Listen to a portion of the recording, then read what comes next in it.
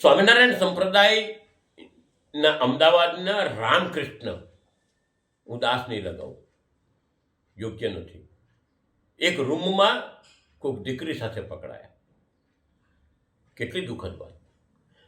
આ લોકો તો વાત કરે કે છોકરીનું મોઢું નહીં જોવું, સ્ત્રીઓનું મોઢું નહીં જોવું, પણ સ્ત્રીઓને રૂમમાં લઈ જવાય. હા, શું વાહિયાત વાતો ને વાહિયાત પદ્ધતિઓ.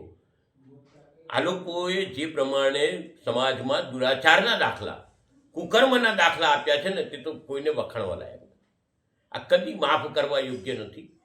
એમણે હમણાં કાઢી મૂક્યા છે એમની સંસ્થા દ્વારા, 15 પાછા લઈ લેશે. કારણ કે બધા કાચના ઘરમાં બેઠા છે ને, કાચના ઘરમાં બેઠા તો પથ્થર મારે તો મારું ઘર તૂટે. એટલે આ રીતની કન્ડિશનમાં જીવે છે.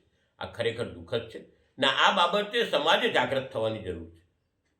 આજે સમાજમાં જે સંપ્રદાય પોતાના નામે ભગવાનોના અપમાન કરે, જે સંપ્રદાયની અંદર સતત આવા કુકર્મ આવતા હોય, લેન્ડ ગ્રેબિંગના કેસ આવતા હોય, આવા સંપ્રદાય પર વિશ્વાસ ન મૂકવા હું સમાજને વિનંતી કરું.